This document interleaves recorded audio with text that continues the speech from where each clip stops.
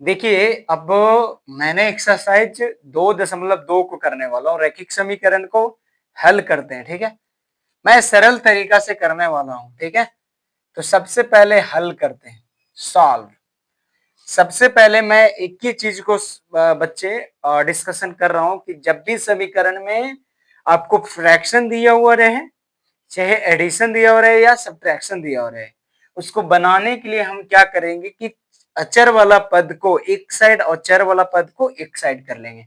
तो सबसे चर वाला पद को हमें एक साइड कर लेते हैं, ठीक है। x/2 और -x/3। आपको ये समझ में आना चाहिए कि जो रूल कहता है ना, ये क्या बोलता है साइन का, ये इधर प्लस में तो माइनस में कर देते हैं ना, कि अपने मन से करते हैं, ध्यान में होना चाहिए बराबर। यहाँ पे +1/4 है, यहाँ पे माइनस आ गया है तो 1/5 हो जाएगा। इतना समझ में आ गया होगा आपको।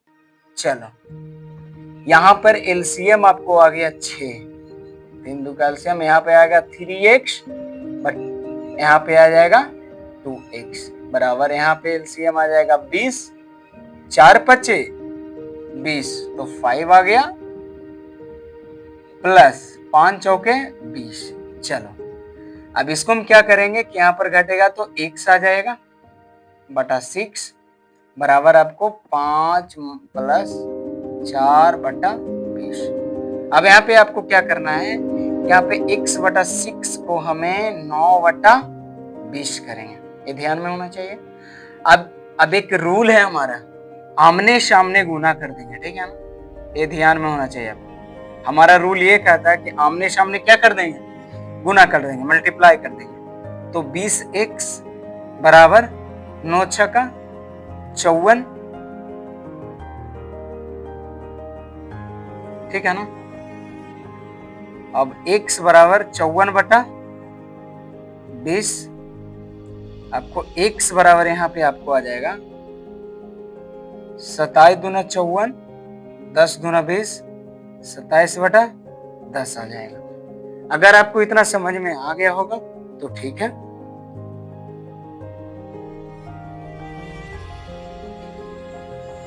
इसी प्रकार से आपको दूसरा सवाल इसी प्रकार से बनेगा। जांच करना तो बस x का मान जितना आता है बच्चे, ठीक है, उसी को इसी समीकरण में इतना वैल्यू x का वैल्यू रख दो और जांच हो जाएगा, ठीक है। आपको समझ में आ गया होगा। अगर समझ में आ गया होगा तो लाइक करें, ठीक है। मैं दूसरे सवाल की ओर बढ़ता हूं। सबसे पहले दूसरा सवाल ये कहता है कि n/2 -3n/4 is equal to, नहीं सॉरी, प्लस 5n/6 बराबर 21 दिया हुआ है। चलो मैं इसका भी हल करता हूं। तो सबसे पहले क्या करना है, ऐसा वाला सवाल जब भी रहेगा तो मैं एक रूल बताया हूं कि अचर वाला पद को पहले सॉल्यूशन मैं करूंगा, ठीक है। तो सबसे पहले इसको सॉल्व करने के लिए एक नया तरीका मैंने आजमाया, ठीक है ना। सबसे पहले इसको हल करने के लिए सारा का एलसीएम कर लेंगे। तो सबसे पहले जिस बच्चों को एलसीएम आता है तो डायरेक्ट इसका एलसीएम कर लेना, जिसको नहीं आता है तो मैं कर ही देता हूँ, ठीक है। 2 से 1 2 3, अब डायरेक्ट मल्टीप्लाई कर लो, 2 दूना 4, 4 तिया के एलसीएम टोटल का 12 आया, ठीक है। अब यहाँ पे डिवीजन करेंगे, 2 का टेबल कितने बार पढ़ेंगे कि 12 आएगा, यहाँ पे 6 बार पढ़ेंगे तो आएगा माइनस, यहाँ पे 3 बार पढ़ेंगे तो 9 आ जाएगा, यहाँ पे क्या आ जाएगा बच्चे प्लस 2 आ जाएगा, 5 दूना के 10n बराबर 21, ठीक है। आपको इतना तो समझ में आ गया होगा, इतना समझ में आ गया होगा बच्चे आप सबों को।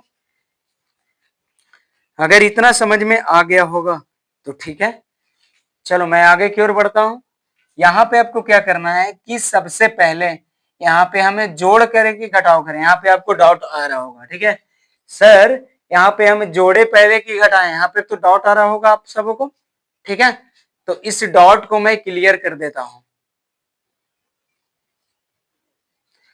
अब देखिए इसमें क्या करेंगे हम लोग, सबसे पहले मैं इसको पकड़ूंगा, ये ऐड वाला को, ठीक है ना। तो यहां में से अगर -9 है और +10 है तो घट जाएगा, तो माइनस यहाँ पे +1 बचेगा n, और यहाँ पे बचेगा 6n/12 बराबर 21। अब यहाँ पे क्या आ जाएगा 7n बराबर 21। इसी प्रकार से आपको जो 7n बराबर आ जाएगा 21 गुना 12, तो यहाँ पे आ जाएगा 7n बराबर आपको आ जाएगा 252। यहाँ पे काटोगे n बराबर 36। अब इसी प्रकार से आपको जांच कर लेना है, ठीक है ना। अब इसी प्रकार से आपको जांच कर लेना, दोनों समीकरण को आप जांच करना पड़ेगा, आपको जांच करना पड़ेगा बच्चे, ठीक है।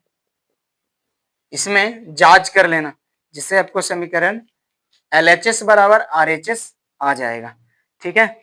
मैं इसी प्रकार से नोट डाउन कर लो। इसी प्रकार से मैं तीसरे नंबर सवाल की ओर चलते हैं, ठीक है ना। इसको अगर समझ में आ गया होगा तो ठीक है, मैं इसको मिटाता हूं।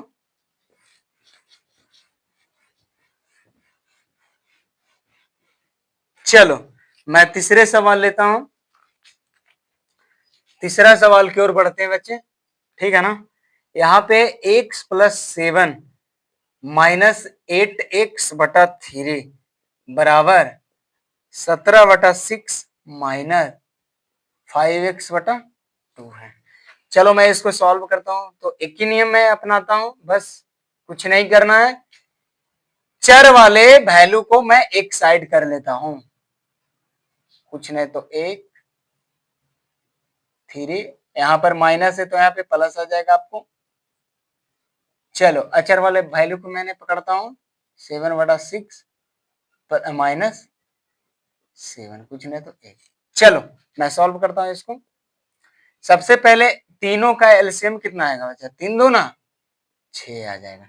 यहाँ पे 6x डिवीजन करेंगे तो इतना समझाने वाला बात नहीं है। यहाँ पे -3 दूनी क्या 6, 8 दूना 16x प्लस 3 दूना 6, 5 तिया 15x बराबर, इसका एलसीएम आ गया 6, 17 माइनस आपको यहाँ पे डिवीजन करना 6 का 42। ओके, आपको समझ में आ गया होगा। अब फिर वही वाला सवाल है बच्चे जो दूसरे वाला बनाया है। यहाँ पे सबसे पहले माइनस प्लस है तो यहाँ पे घटा देंगे तो प्लस x बच जाएगा, एक दे भी सकता है यहाँ पे, नहीं भी दे सकते हो। यहाँ पे x/6 बराबर, जब ये बड़ा वाला साइज है ना तो हम इसको घटाएंगे 42 में से 17 को, तो 1 दहे 10, 10 दोबारा 5 बचेगा, और यहाँ पे 3 बचा 2 बचेगा, 25 बचेगा, ठीक है बटा 6। आपको ये समझ में आना चाहिए, जब हमें इसको हम घटाएंगे अब, तो यहाँ पे आंसर कितना आएगा। अब देखिए इसको मैं आगे की ओर बढ़ते हैं। यहाँ पे आ जाएगा, मैं पहला वाला सवाल ही कर देता हूँ, आमने सामने क्या कर देता हूँ, गुना कर देता हूँ। 6 × 6 6, यहाँ पे माइनस हो जाएगा क्योंकि घटेगा तो, हाँ x नहीं सॉरी, यहाँ पे हो जाएगा 25 छक्का 150 माइनस में, क्योंकि 17 में से -42 घटेगा तो -25 बचेगा, ठीक है। यहाँ पे 6 छक्का 36 x -6x बराबर -150, यहाँ पे आपको बच जाएगा 30x बराबर -150, x बराबर आपको बच जाएगा -5। यही आपका आंसर आ गया। अगर समझ में आएगा तो लाइक सब्सक्राइब और कमेंट करना बच्चे, ठीक है।